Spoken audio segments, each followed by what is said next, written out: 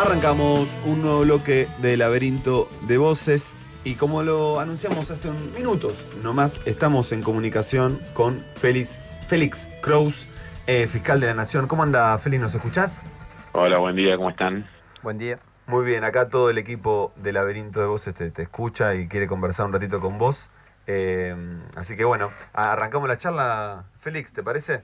Cuando ustedes quieran. Bueno, vamos a arrancar por el principio, ¿no? Como debiera ser. Y el día de ayer participaste en una actividad sobre 5 propuestas para mejorar el futuro, con Daniel Goyan, con Alberto Silioni, con Agustín Rossi. Y te quiero preguntar un poquito por ahí, porque ya ves futuro y nos pone un poquito contentos, ¿no? De que hay futuro, se está conversando sobre el futuro. Pero, ¿qué ideas circularon? ¿Qué podríamos ahí recuperar respecto a la conversación que hubo en la Feria del Libro? Bueno, futuro siempre hay, pero acordate de la famosa frase de Castelli antes de morir, ¿no? Si ves al futuro, dile que no venga. De modo que futuro siempre hay, lo que no podemos asegurar es que tan bueno sea o que tan malo. Nada, en realidad fue una actividad que generosamente me convocó Perspectiva Sur, que es un grupo de peronistas porteños, básicamente, no solo porteños, afines al ideario del Papa Francisco, pero con una perspectiva amplia, ¿verdad? Digamos, ecuménica y que incluye a los ateos como yo, que tienen una mirada sobre los asuntos acuciantes de la patria. Y en este caso fue una actividad destinada a hacer un libro de 2 jornadas. Esta es la segunda jornada, que compartí con Daniel Goyan, ex ministro de Salud y de la provincia de la Nación, y Alberto Silioni, también ex ministro de Educación de la Nación y actual ministro de Educación de la provincia, con el Chivo Rossi, ex ministro de todo, y diputado, y en mi caso, que tuvieron esa generosidad. Y la verdad que fue interesante porque estaba muy preciso el objetivo, que era identificar algunos tópicos de los que nosotros creemos que un futuro gobierno de un signo distinto, desde luego, debería encarar para sentar ciertas bases de la reconstrucción de esta nación destruida, ¿no? Así que bueno, fue una charla muy interesante, que se va a transformar en una publicación digital y en una publicación en libro. Lamentablemente no se grabó en video para una difusión inmediata, pero fue muy enriquecedor. Yo la verdad que me quedé muy entusiasmado y desolado también con los diagnósticos de Daniel y también de Alberto Silioni. Lo de defensa, por supuesto, siempre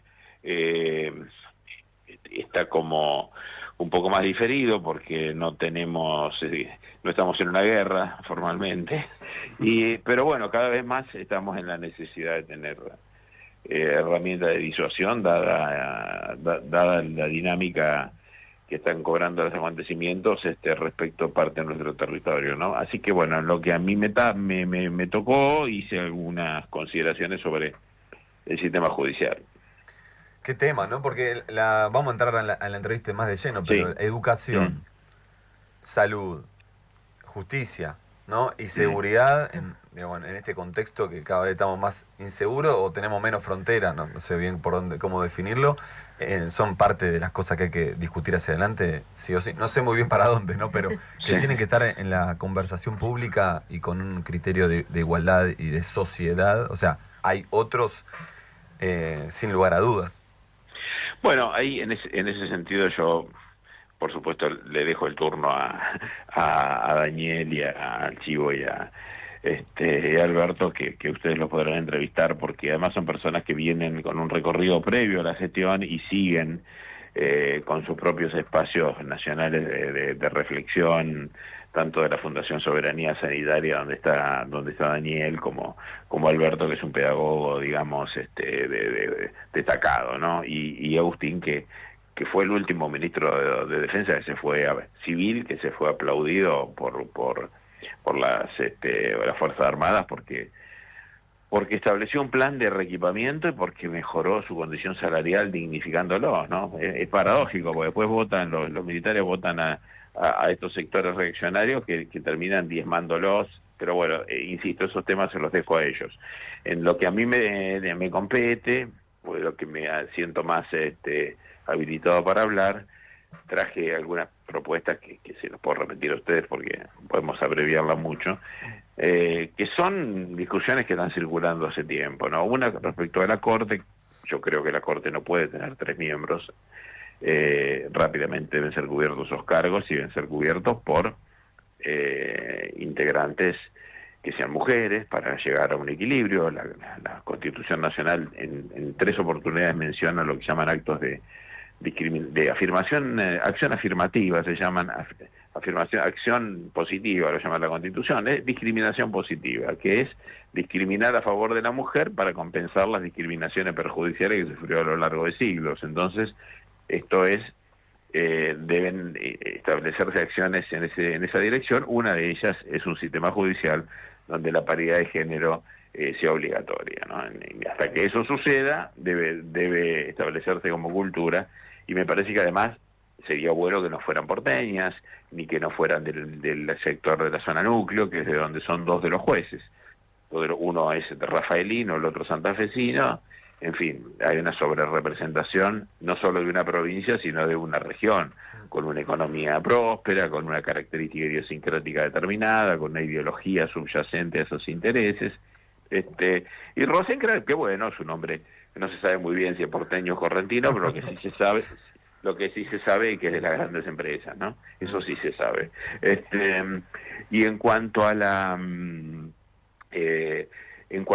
al modelo de corte, a mí me parece que el kirchnerismo cometió un grave error en el gobierno de Néstor Kirchner, que fue que, llevado por el desprestigio de la Corte de 9 miembros del menemismo, que por supuesto fue una catástrofe, redujo el número de miembros, y la verdad es que una Corte de 5 no es ninguna virtud, es una Corte muy pequeña para un país federal, que obedece al modelo de Corte después de la derrota de Pavón, es decir, el triunfo del modelo institucional oligárquico que inaugura Bartolomé Mitre. Y entonces los modelos de ampliación de Corte, que hubieron muchos proyectos con posterioridad al establecimiento de la Corte en 1862, es imprescindible. Digamos, hay muchos países de América y del mundo, pero de América en particular, que tienen 20 o más miembros sin ser países de la extensión y la diversidad que tiene Argentina. Chile, que es un país unitario, que tiene menos de la mitad de habitantes que Argentina, y ni hablar de su territorio, no quiero ofender a los chilenos, tiene 21 miembros en su corte, ¿no? Brasil tiene 2 tribunales de más de 20 miembros, uno Tribunal Federal Constitucional y una corte. México tiene más miembros, aunque no son tantos. Bolivia, en fin. Para tomar decisiones de gobierno tan importantes como la que toma una corte, no puede estar concentrado el poder en tan pocos miembros. Y Félix, ¿por qué haces tanto hincapié en la cantidad?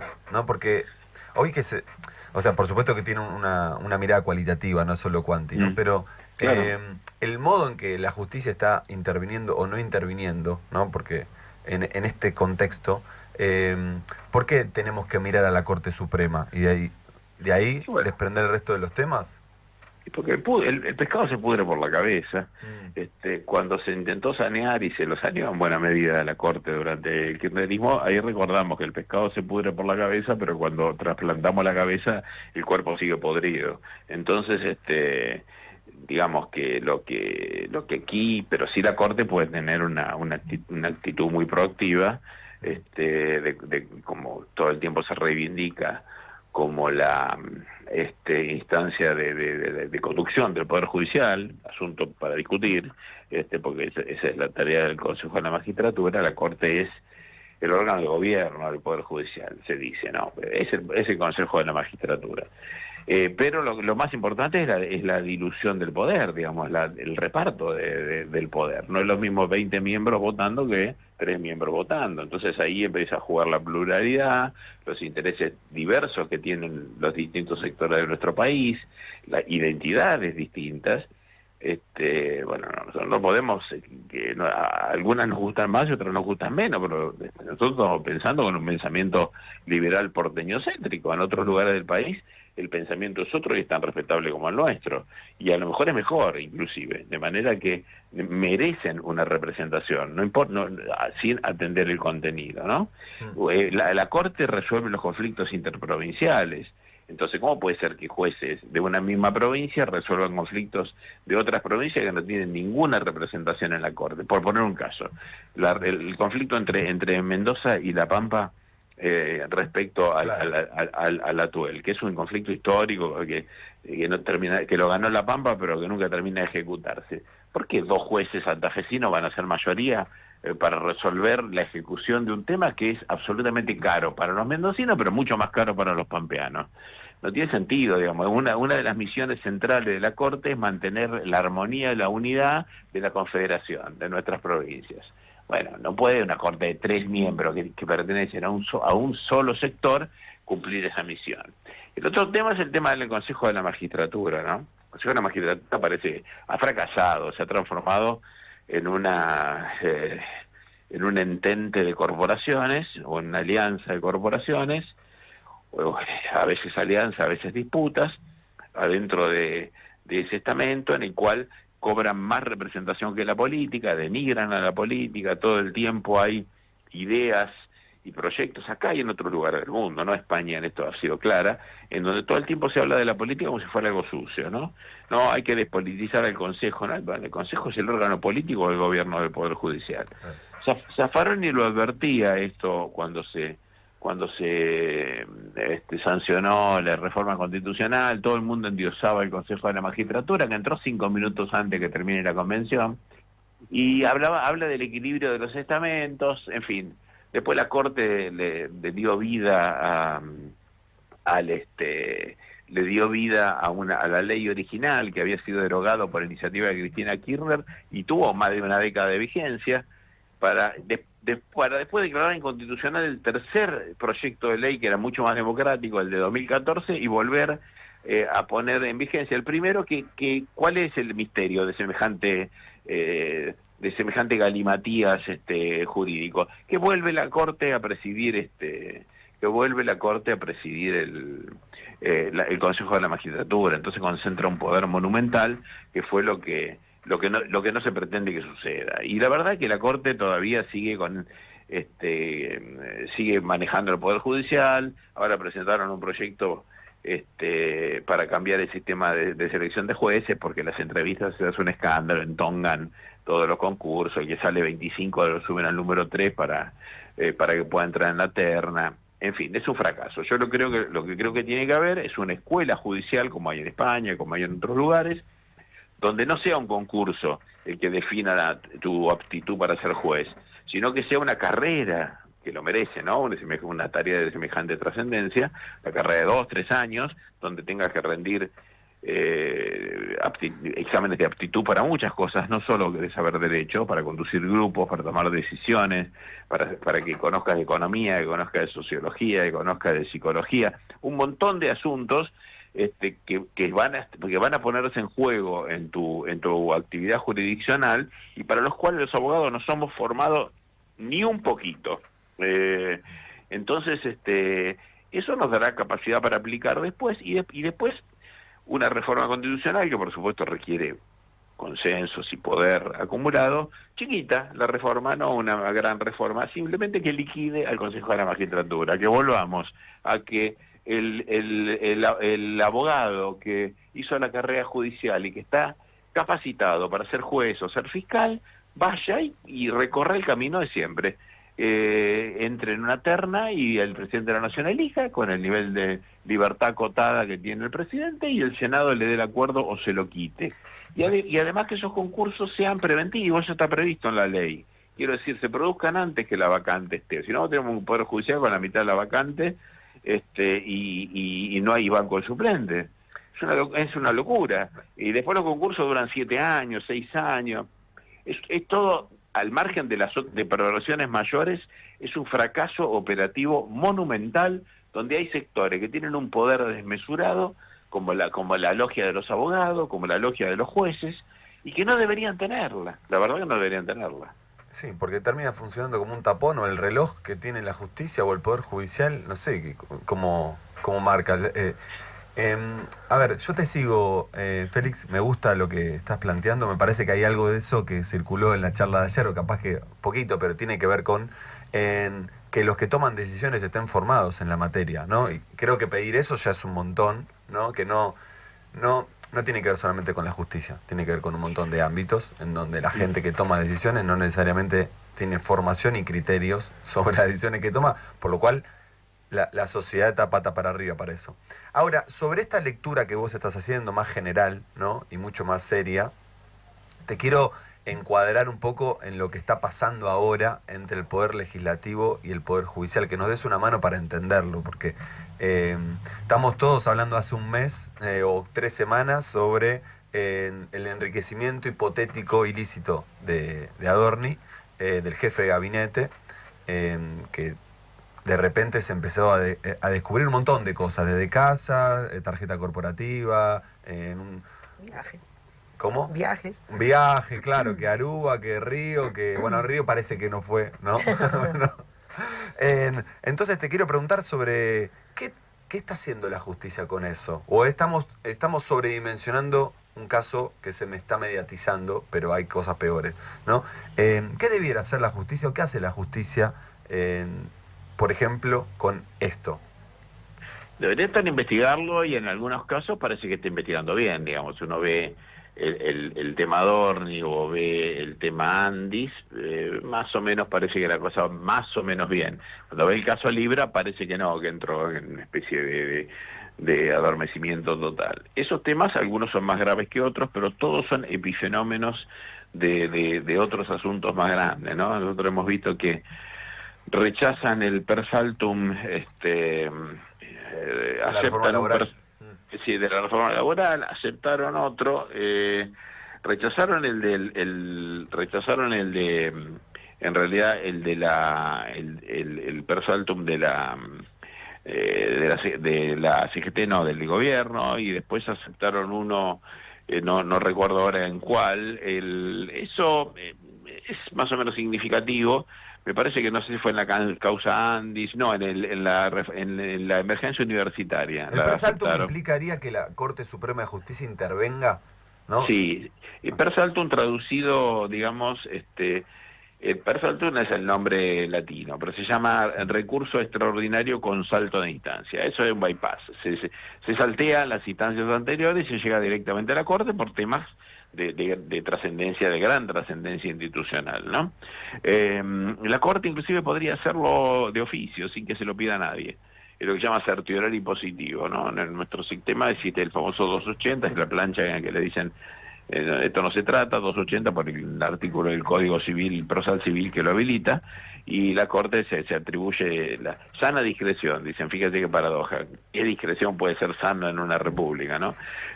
Ahora, el tema importante acá es el no tratamiento de normas que han sido impugnadas, como el decreto 70, el DNU, que es una verdadera reforma de régimen, y una verdadera reforma de régimen que repone varios de los residuos rechazados en la ley base, llamada pretenciosamente ley bases, y que incluían en su redacción original, como declaración de intención para lo que quedó, por ejemplo, la prohibición de la libertad de reunión. Eso se cayó.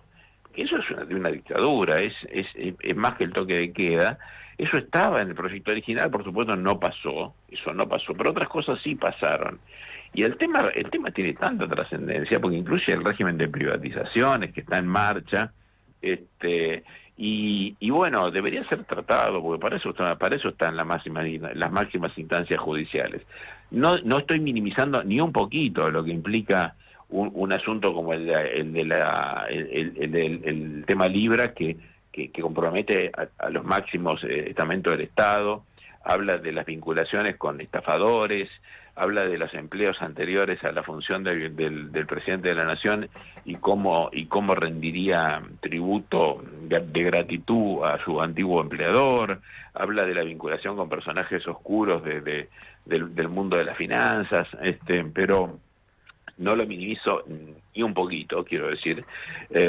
Habla también del financiamiento de la política, habla del dinero negro que circula, eso es estructural, es muy importante. Lo de Adorni me parece, por supuesto, rocambolesco, es un asunto de sospechas de corrupción casi caricaturescas, ¿no?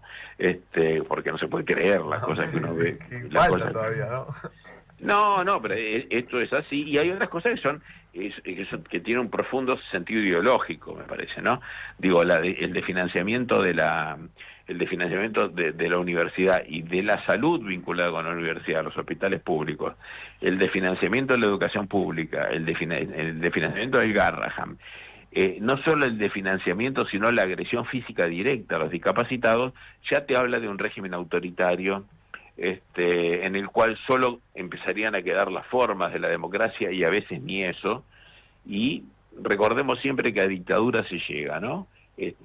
A la democracia no se la mata de un solo tiro, ¿eh?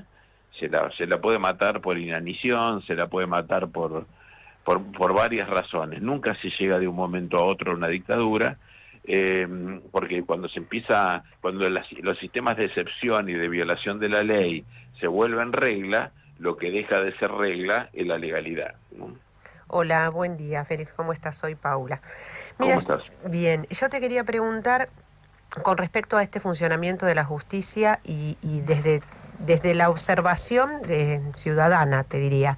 Ahora sí apareció lo de las causas de los cuadernos y aparecen los arrepentidos de estar arrepentidos. Cabot fue Cabot, digo bien, ¿no? El apellido, sí. Fue a exponer su posición y dijo que se había tomado licencias literarias.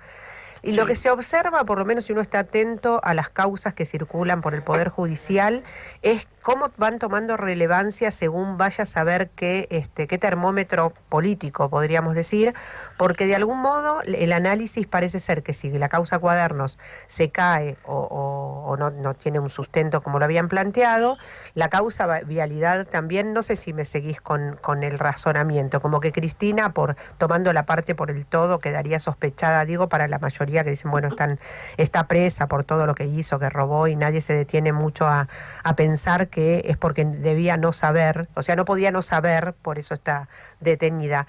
¿Qué pasa ahí? Porque hace un año atrás Cristina era la enemiga pública número 1 y ahora salta esto y cae Adorni, y uno piensa que alguien le suelta la mano. ¿Estoy siendo muy conspiranoica? Sí. Bueno, bien. Pero bueno, no está mal. El problema de los paranoicos es que los persiguen. Claro, está muy bien. Es lo que yo le digo. Uno puede ser muy paranoico. Ahora, eso no quita que te persiguen. Uy. Ahí te estamos perdiendo un poquito la voz, Félix. A ver. ¿Ves? Nos censuran. ¿Te das cuenta? La paranoia. Nos están persiguiendo en este momento. Ahí te escuchamos. Sí, yo siempre los escuché bien. Bueno, ¿ahora me siguen escuchando bien? Sí. Bueno, no, lo que les decía es que ahí hay mucha tela para cortar. Los vicios de esa causa estuvieron desde el primer día. Ahora se están viendo, digamos, estaba anunciado que había empresarios que habían declarado ante escribanos que precisamente habían sido coaccionados.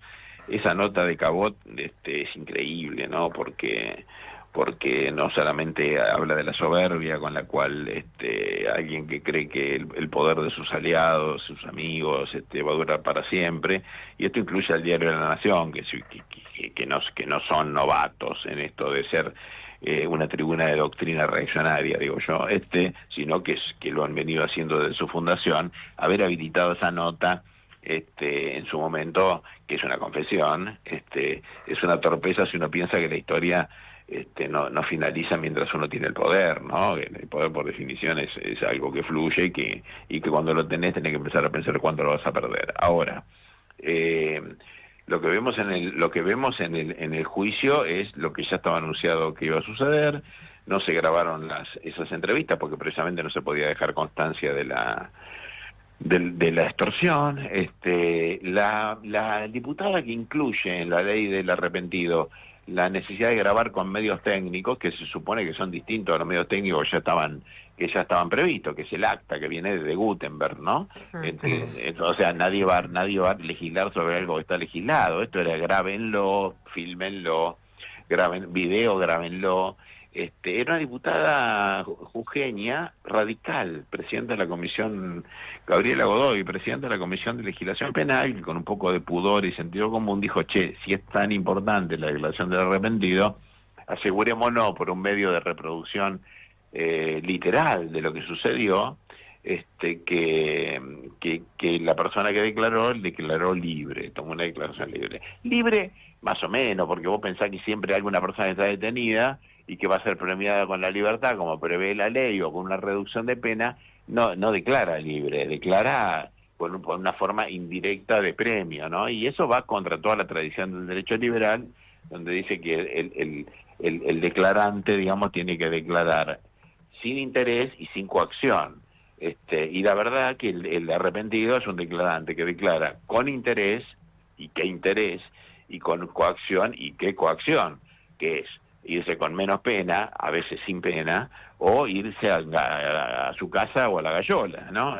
Así que no digamos, en Argentina se resistió durante un siglo incorporar estas instituciones, y bueno, nada, nuestro global proceso de deterioro institucional permitió el ingreso de instituciones que son muy reñidas con nuestro mejor derecho, como la extinción anticipada de dominio, o que esto es que vos pierdas la propiedad antes de una sentencia, en un juicio, o el arrepentido, que es una persona a la que le dicen, mira, ¿te querés que te ir a tu casa? Contame una historia. Bueno, contaron una historia, como dice el tango, y ahora estamos donde estamos. Ahora, ¿esto garantiza que la van a absolver a Cristina? De ninguna manera. Ya separaron a la cuarta jueza, que era una jueza independiente, Gabriela López Iñiguez, solo porque había votado un poquito más levemente en la causa de López que el resto de los jueces, que bueno, son duros. Entonces no estoy siendo tan conspiranoica, Félix. No está siendo conspiranoica en el sentido de que vos estabas linkeando el fenómeno Adorni, claro, sí, y con causa vialidad. Y me parece que cada cosa va por su lado. Vamos a ver cómo le va a Adorni. Adorni es un personaje marginal, digamos, y Milei es un personaje marginal en el proyecto hegemónico de una burguesía argentina que es bastante lumpen y rapaz, como la han definido los estudiosos de esto, y que no han podido conseguir a lo largo de la historia una representación más que haga su proyecto hegemónico más sostenible en términos formales, digamos. Han tenido que acudir a los Milei, a los Macri, con sus internas, y me parece, incluso, fíjense, esto puede sonar atrevido, pero el personaje de mayor jerarquía para el proyecto de la burguesía argentina ha sido Carlos Menem. Por supuesto, antes acudieron a las dictaduras, pero después de las dictaduras, el proyecto más sostenible fue inclusive podría haber sido el de Frondizi en su momento, si no se hubieran visto tentados de darle un golpe de Estado y de derrocarlo, porque bueno, Frondizi había dejado de ser el Frondizi nacionalista al que Perón dio el apoyo, por un Frondizi distinto. Pero bueno, todo esto es historia remota. A mí me parece que para hoy, bueno, tenemos desafíos grandes. El tema del Poder Judicial es, para mi modo de ver, un problema que no se resuelve con reformistas constitucionales, ni con todos los reformistas que presentan reformas tanto de los códigos como reformas de la organización de la justicia. Esto requiere un proceso político equivalente a resolver el dilema y el problema de las Fuerzas Armadas en 1983, digo, ¿no? Que era el gran problema de la sustentabilidad democrática, eran las Fuerzas Armadas. Eso se resolvió. La clase política de la sociedad argentina pudo resolver eso. Ahora hay que resolver el tema del Poder Judicial. Es el equivalente, a mi modo de ver. Es el problema de la democracia contemporánea en Argentina. Bueno, nos quedamos con ese titular. Veremos, cada 50 años vamos resolviendo algunos problemas estructurales. Sí, los que estamos vivos. Los que estamos vivos, las generaciones que quedan. Félix, te agradecemos mucho por tu tiempo y la conversación que tuviste acá con el equipo de Laberinto de Voces. Un abrazo, buen fin de. Un abrazo. Gracias. Igualmente.